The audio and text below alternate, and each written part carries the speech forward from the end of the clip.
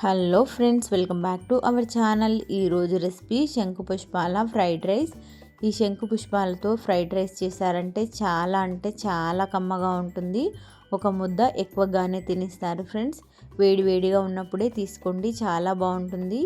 ఈ శంకు పుష్పాల ఫ్రైడ్ రైస్ తయారీకి ఒక బౌల్ పెట్టుకొని పావు వరకు ఆయిల్ని వేసుకొని పోపు దినుసులను వేసుకొని ఫ్రై చేసుకోవాలి. ఇక్కడ నేను పావు టేబుల్ స్పూన్ మినపప్పు, పెసరపప్పు, పల్లీలు, జీలకర్ర వేసి ఫ్రై చేసుకున్నాను. ఇవి ఫ్రై అయిన తర్వాత ఒక 10 వరకు కాజుని వేసుకోవాలి. వీటితో పాటు 4-5 పచ్చిమిర్చిని సన్నగా తరిగి వేసుకోవాలి. ఒక 2-3 కరివేపాకు రెబ్బలు, కొద్దిగా మునగాకును వేసి ఫ్రై చేసుకోవాలి. వీటితో పాటు మీడియం సైజులో సన్నగా కట్ చేసిన ఆలుగడ్డని వేసుకోవాలి. అలాగే ఒక 10-12 శంకు పుష్పాలని వేసుకోవాలి ఫ్రెండ్స్.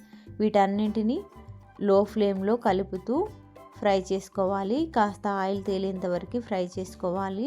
టేస్ట్కి సరిపడా ఉప్పుని, ప్లెయిన్ ధనియాల పొడిని వేసుకొని ఆయిల్ తేలేంత వరకు దీనిని మూత పెట్టుకొని మధ్యలో కలుపుతూ లో ఫ్లేమ్లో ఫ్రై చేసుకోవాలి. ఇవి ఫ్రై అయిన తర్వాత వాటర్ని యాడ్ చేసుకోవాలి. ఇక్కడ నేను ఒక టీ గ్లాస్ వరకు రైస్ని తీసుకున్నాను. అదే గ్లాస్తో 3 గ్లాసుల వరకు వాటర్ని యాడ్ చేసుకుంటున్నాను ఫ్రెండ్స్.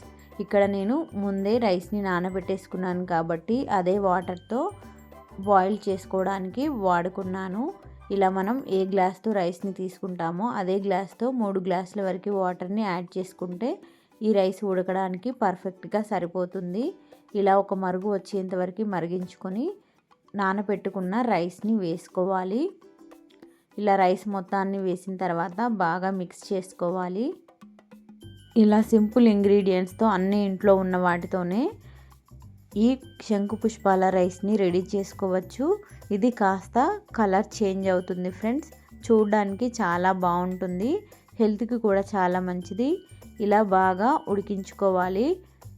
లాస్ట్లో ఉడికించుకునేటప్పుడు ఒకసారి బాగా మిక్స్ చేసుకోవాలి ఫ్రెండ్స్. ఎందుకంటే ఈ పోపు దినుసులన్నీ పై భాగానికి వచ్చేస్తాయి కాబట్టి రైస్ మొత్తానికి పట్టేలాగా ఒకసారి బాగా మిక్స్ చేసుకోవాలి. ఇలా పైకి తేలినాయి కాబట్టి ఒకసారి కలిపేశారంటే రైస్ మొత్తానికి పడుతుంది. ఇందులో మిగిలిపోయిన ఇంకాస్త వాటర్ని అయిపోయేంత వరకు దీన్ని ఉడికించుకోవాలి ఫ్రెండ్స్. ఇలా మూత పెట్టుకొని ఉడికించేసారంటే ఒక 5-10 నిమిషాల్లోనే ఉడికిపోతుంది. చాలా టేస్టీగా ఉంటుంది. దీనిలోకి కర్రీ చేసుకోవాల్సిన అవసరం కూడా ఉండదు. మరి ఇలాంటి ఇంట్రెస్టింగ్ రెసిపీస్ కోసం మా ఛానల్ని అయితే సబ్స్క్రైబ్ చేసుకోండి ఫ్రెండ్స్. ముందుగా ఎవరైనా ఫస్ట్ టైం చూస్తున్నట్లయితే సబ్స్క్రైబ్ చేసి సపోర్ట్ చేయండి.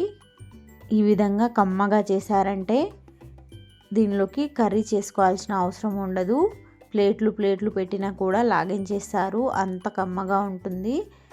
ఈ టేస్ట్ని అయితే అస్సలు మిస్ అవ్వకండి ఫ్రెండ్స్. ఎక్కడైనా శంకు పుష్పాలు లభించినప్పుడు ఇలాగా కొత్తగా చేసేయండి.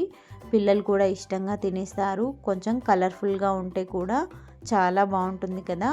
మరి లేట్ చేయకుండా వెంటనే ట్రై చేసేయండి. Thank you for watching.